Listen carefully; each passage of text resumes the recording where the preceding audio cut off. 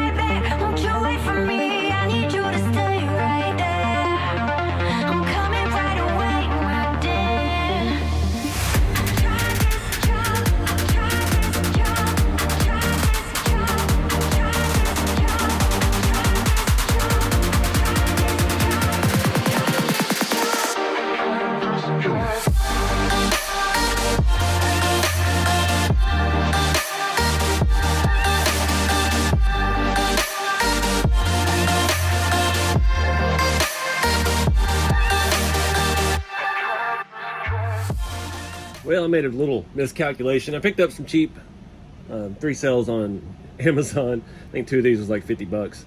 The video I watched, the guy set up the electronics and stuff, he insinuated you could slide the battery underneath here. So that would have been perfect size, but mine has the light plug board controller module right there in the way. And this is just a little too big to get started without that extra ½ inch of space, unfortunately. I'm trying to see if I can shoehorn this in here somehow or another. Even looked at like tucking it down in the front, but yeah, gotta figure out something. I'm gonna take it apart, see if possibly we can move the light wiring module. Oh no, wiring on this thing is pretty involved. It's just sitting there right in the way. I really want to get that bigger battery in. Started out taking these 2 screws off. This little engine vent piece pops out. And then we've got 2, I think they're 2 mil headed bolts, one underneath each side right here, and we can kind of pull that. I think we're gonna have to take that loose too. Dang it! All right, so we can lift up on the cab, pull this out. It does have a speaker made into it. I mentioned that in the original video, but there is no sound module. We got hydraulic oil everywhere. That's awesome. Let me get you a closer look. The light module here is just appears to be 2-sided tape. Yep, and it's not even holding because the oil everywhere.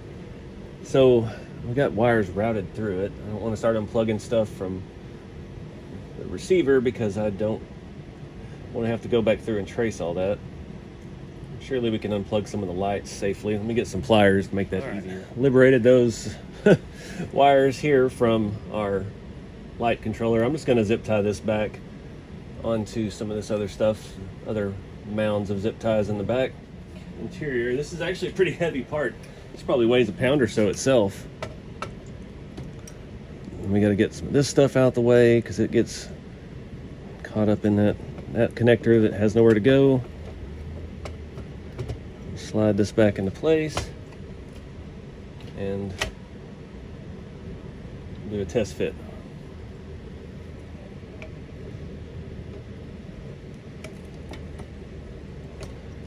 Still too tight. All right, back to the drawing board. Well, I couldn't get it to work. Maybe if we rearrange these ESCs a little bit, we might could wedge it in there sideways, but yeah, we're running out of daylight. Now I need to get some work done today, so. That one actually just kind of sits up there nice. So let's carry this lug outside. I'm gonna do. All right, guys, so that should get you caught up. That's been a week or so, I don't even know. See the Dozer. That's its little spot right now. It don't really have anywhere else good to put it. It's leaking off and on, I think. Still stuff that I spilled trying to fill it. I had such an issue filling it. I've got that all figured out now, so definitely learned from my mistakes. So I did some of that driving. The time lapse was actually just the day before yesterday. It's been raining here off and on non-stop since I got that thing. It's been pretty much every other day, and it takes a good at least a day and a half for things to dry up enough. The Dozer still got mud all over it from me trying it on a day after it rained, and yeah, made a mess of it. Still trying to get all the stuff out of the tracks, but I did print some other stuff that I accidentally deleted the time lapse for. That was another file on Colts 3D.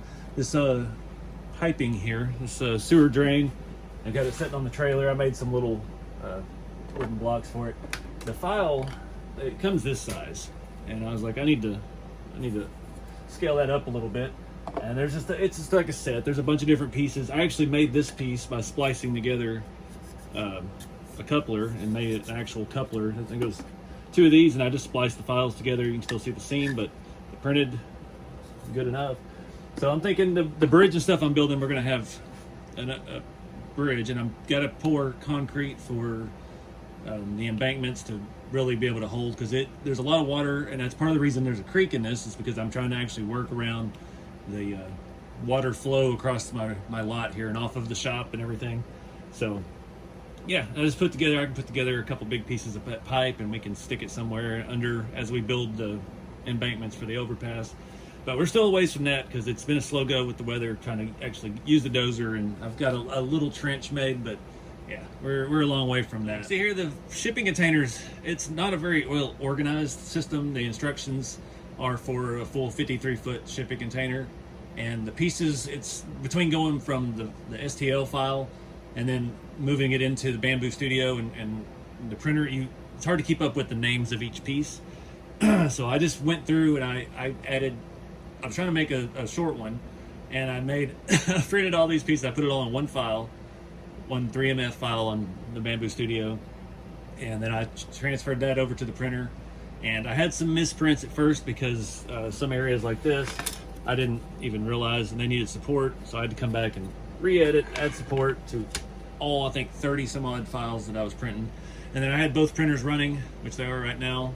Had both of them going. I just started at the right one, I started at the end of my group of files, and the left one I started at the beginning, and I just kind of went towards each other in the middle and printed out everything we needed. This file is designed, I don't like the way the floor setup is. I actually put that floor piece on backwards, but this one I'm actually building for my buddy Jeremy. He'll never watch this video, so he won't know about the surprise until I go to Kentucky. I think it's August 1st for his local event, his hobby shop, Juicebox Hobbies. He was really excited about this, and was like, "Man, can you make me one?" And I was like, "I don't know. There's a lot of filament," but I already had half of this stuff printed, because I printed things I didn't need, and now I'm just trying to piece it together with the missing pieces. I got those running. I got to print another mid-floor section, but this is like a workshop or a office container for a job site. So I've actually got some scale cinder blocks, and we're going to build this little pad and set it up and make some wooden steps going up to the door. But I'm getting ready to start painting mine. So this, I've got need another floor piece. I need all the roof. I have no other roof pieces, but it's a neat file. It's got a little air conditioner. It's got a power, like a fuse box, and a little bit of conduit that goes down the side, and some windows. We can just use some Lexan or stuff for that. And the door, we'll just paint up and paint the knob and whatever. There's actually a little bit of support around that knob. I printed the first one without support, and it printed just fine. But I want to do ABS because the heat resistance. I don't want to accidentally or get lazy and leave this outside for an extended period and come back and it'd be all warped. So this will be a good real world test of it. It all goes together with M2 hardware. It says M2 by 10s. It needs 100, but I think that's the full 53 foot, not the shorter version we've got here. There's a 40 foot. I don't know which one. Shipping containers are only 20 and 40, so yeah. So we're doing another 20 foot. Let me show you the one I've already got kind of put together. So this is the one I'm about to start painting. I don't have 100 screws in it. I've just got where it's necessary. The main thing is, if I would have designed it, I would have made the floor sections overlap and the roof section, so it would all be one piece when you're done screwing it together. These are all still in the sections.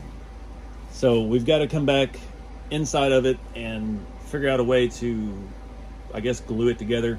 I'm never good at gluing seams. And this is where it really gets tricky when you're trying to print different sections. Well, certain ones, there's different versions. Like this barely has any of that corrugated piece, and this is barely missing any of that corrugated piece. So you've got to find the right side piece to butt up to the next. So there's actually some imperfections in the roof here. You can see that one that's too thick to be one. That one's pretty close to being one, but it's all off a little bit and it's all a little wonky. The floors being so thin and flat, they warp, so the whole thing wobbles. But that's the first thing we got to do. I've got to remove the roof. I think we'll go that route and either glue some wood or some metal into the base to get the structure together. We're gonna need some clamps, kind of hold it in multiple areas. It's gonna be a challenge, but that's our main focus on this, is to get this thing. I got primer outside heating up. I really want to get it a little bit smoother. I ran some prints, the Bambu Lab stuff has an ironing feature, and I use that on my kit bodies a lot. Makes it a lot smoother. It smooths out imperfections, and I'll show you a little bit of that real quick while we're talking about it. You can hear me over the printers running 100 miles an hour. They're doing some little fine lines there. This is where I was working from for the shipping container. Got a lot of files. Let's see, we go over here to quality and scroll down a little bit. You have ironing. So selecting the ironing, you can do top surfaces, which is great when you're running prints flat like this. It helps do away with some of the lines, but I had a little bit of issue. I was getting like a texture, weird, almost looked like lightning bolts in some of the flat surfaces. So on that, the time difference, I mean, we're adding an hour basically to each piece by ironing it. And I think that has something to do with it. So there's a time and a place for everything. My body's, it's still proving very viable way to smooth out the bodies, but it's not, it's not a miracle cure for print lines. That has to do a lot with the angles and everything of the print, but yeah, it's just something it has. And it's also, I mean, you could go as far as doing the variable layer heights. You have to do that by piece. You can come up here and you just kind of adjust your sliders to which direction you want, and that adds a lot of time to the print. I did try one of my rat rod bodies, and I actually had issues because of the support material, because I have to print the bodies at such a steep angle. The support between the different varying layer heights, the support was falling apart, and then it was stringing it over into the body. So it was a failed print with that. So you can't go too far, and it's just a game of balance. Like, I'm working on a new product right now, and I've been through, I think, 10 or 11 prototype prints on it. So just trying to perfect it, trying to get things right. But this has a lot of versatility, and that's one thing I stuck with Bambu when I got the second printer, is because I've learned this system pretty well and pretty quickly. It's very user friendly, and yeah, I like how this it makes sense to me, the way their stuff is structured here, especially dealing with supports. For these ones, like I showed you, that one edge that needed support, I just did the trees, try to get that to go away, and support critical regions only, because I didn't need anything excessive, and I had great luck with those just popping right off when I got it out. And that's using ABS too. So ABS is a higher heat, and if it's not a very good climate controlled area, you'll have some warpage. Things could lift off of the trays. Like I said, those bottom plates, they're a little thinner. They don't have any of the corrugation. They're just smooth on both sides. They were giving me a little bit of lift on the larger squares, not the skinny ones, because it wasn't running long enough to get hot enough, I guess. So anyways, let's get back to prepping this thing. All right, guys, not square. Nothing's ever actually square. So Having some issues getting it lined up. It's warped just a hair, and I need something. I don't have any clamps big enough to grab it from this direction and squeeze, so it's gonna be a challenge. I did have this about 1/4 inch solid steel rod square, and I had exactly the length to make 2 pieces, so I cut it in half, and we're gonna use that in our bottom corners to, and I'm just gonna E6000 this thing together. So that's where we're at. I'm gonna have to start kind of on the sides and glue those because those are staying in place, and let it dry, and I'm gonna have to keep squeezing it. I need a giant one of these I could put across the back and just pull the bottom of it together, but I think it's in storage still, so I don't have any big rubber bands or bungee cords or anything I could strap around that thing that would really help. But anyways, I'm gonna jump the time lapse. We're gonna use a whole tube of E6000, I have a feeling, and see if we can't make this thing solid.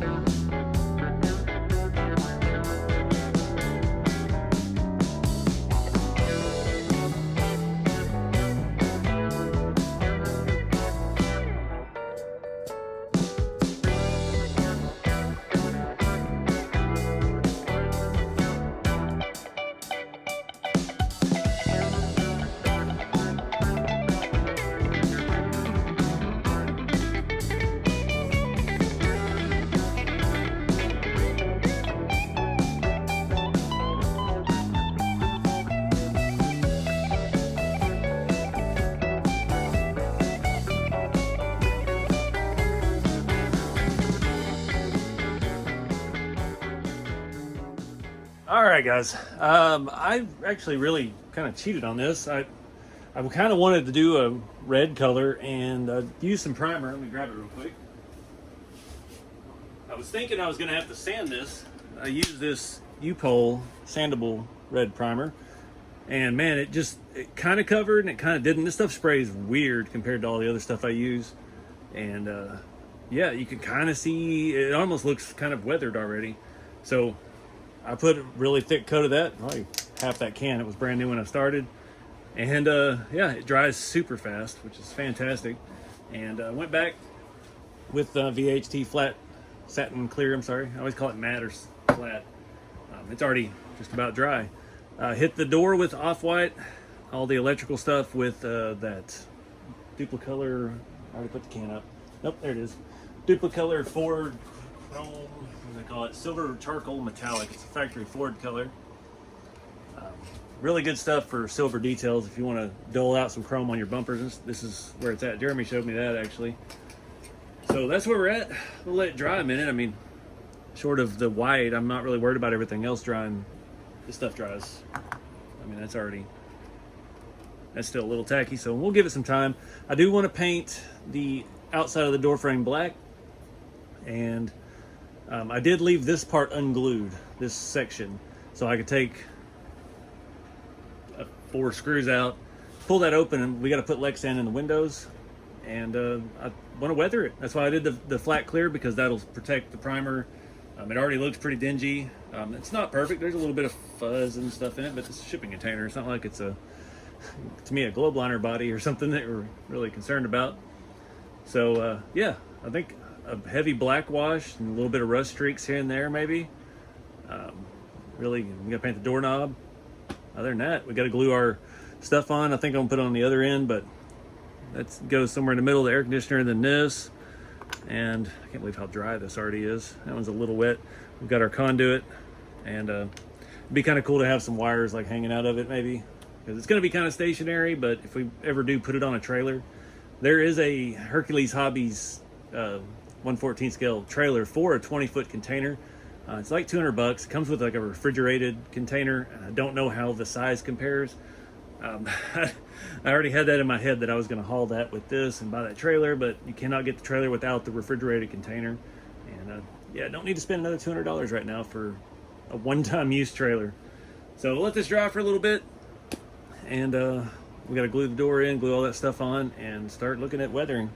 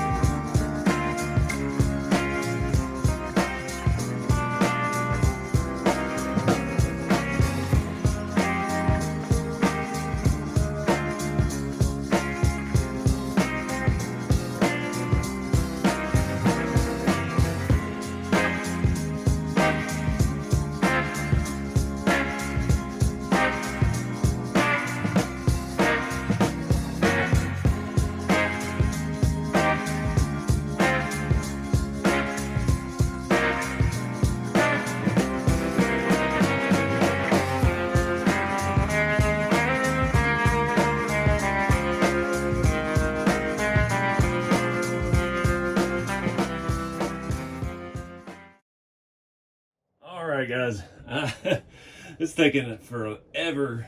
This is a lot more real estate to weather than I really thought about. yeah, can't imagine one of these intense scale, big enough to put a truck behind it, inside of it. I'm pretty stoked with how this come out. I was a little leery with it being in sections, but I'm feeling pretty good about how we've got it attached. Still don't have all the screws in it. This roof piece is not permanently attached because we still have to put our windows in, but I think we're gonna have to wrap up this video. I will say this was a pretty simple process. I used the U-Pole red primer. It's a filler primer, and yeah, didn't sand it, didn't do anything to it. Then I used that VHT satin clear to kind of seal it off, and it already had the basic color of a faded out old shipping container. And then we did the AK rust streaks, and I had two slight different shades of that. So I was doing the red on everything and then the brown in all the cracks, which is hard to tell right now, but it's still super wet, so it'll lighten up some once this all fully cures.